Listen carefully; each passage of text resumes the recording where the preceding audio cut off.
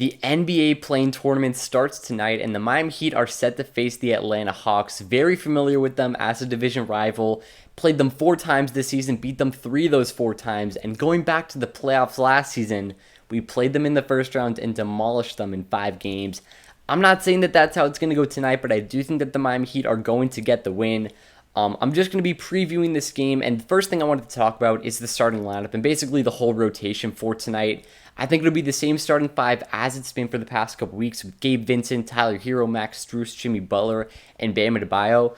And coming off the bench, it should be Kevin Love, Caleb Martin, Kyle Lowry, and then I do expect to see Cody Zeller. Also, Victor Oladipo should get some minutes on the court to have his turn of guarding Trae Young. It was fun seeing them clamp him up last postseason. Averaged 15 against the Heat last year's playoffs. And I'm also kind of interested to see if we see Duncan Robinson. We saw Max Strus get put in the starting lineup over Kevin Love to add some spacing and shooting on the floor for Jimmy Butler, let him do his own thing. So could we see Duncan to space the floor even more while Jimmy's on the court to, let Jimmy activate his playoff mode and just lead us to a win once again? Jimmy Butler averaged 31 points against the Hawks last postseason. They just could not stop him. He led us, obviously, to the Game 7 of the Eastern Conference Finals, one shot away from being in the finals. Definitely a heartbreaker. I don't think we're going to be able to get this far, but the team that we lost against, we will be playing them if we win this game.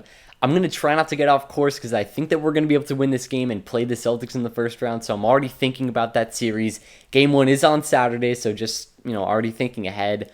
But the Hawks aren't a team that you want to put aside. They have the second best offense in the NBA since the All-Star break. Obviously, Trae Young is the first guy you think of. DeJounte Murray, who they brought in last offseason, basically to help him out in the backcourt defensively, but he also is a big-time weapon on the offensive side of the floor. DeAndre Hunter is known for his defense, but he's definitely not a guy that you're going to want to leave open from the perimeter.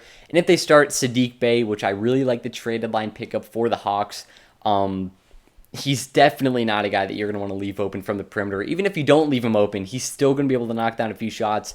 John Collins at the 4 hasn't had a strong season, but he's still going to manage to put up a few points no matter what. And then Clint Capella, always going to be a strong force in the paint, but I think that Bam should be able to take care of him.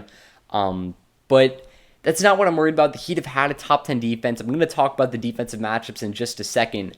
But the Heat have had a top 10 defense. The offense is where the problems are. I'll get to that in a sec. But back to the defensive assignments. I think that Gabe Vincent is going to get the assignment on Trae Young. It obviously wouldn't be Jimmy. I think he's going to be the one guarding DeJounte Murray, so, the size matches up way better. I think the hero is going to be guarding either Saddiq Bey or DeAndre Hunter, whoever they decide to start. I don't really know, to be honest. And at the 4, it should be Strus guarding John Collins, and then, of course, Bam at the 5 on Capella. Strus guarding Collins, I know a lot of people are going to be like, I think it should be Jimmy, whatever, and then Strus should guard DeJounte Murray.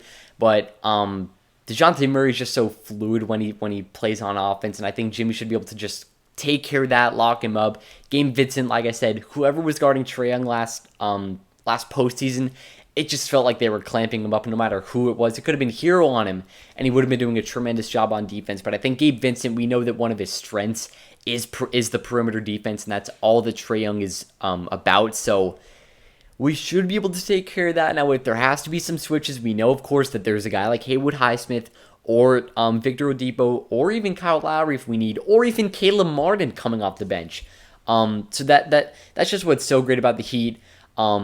Basically, everyone on their team except for maybe Kevin Love and like Cody Zeller and stuff, and of course Duncan Robinson can guard basically every position. We know Bam can guard 1 through 5. We know Strus can basically guard 1 through 5. Jimmy can, or I don't know about Strus guarding the 5 or the 1, but Jimmy we know can guard every position. Kyle Lowry can guard positions or players way taller than him. So that it's just what's so great about this team defensively. But like I said before, the offense is where the problem is. I'm not too worried about the defense. The offense is where we have to be consistent to not only win this game, but carry it on throughout the whole entire playoffs. And if we can create a strong offense in this game, like I said before, we can carry it throughout the playoffs, especially into this first round versus Boston, which is going to be a very, very tough matchup. I think that I'm not too sure whether Kyle Lowry or Caleb Martin is the X factor in this game. I want to say it's Kyle Lowry because if we can limit the turnovers, which we know have been a big time problem for the Heat this season, if we can limit the turnovers, Kyle Lowry can, I'm not saying put up 25, but be the real point guard that he was last season, or that maybe in Toronto he was. Limit the turnovers, facilitate the offense, and be efficient in the offense.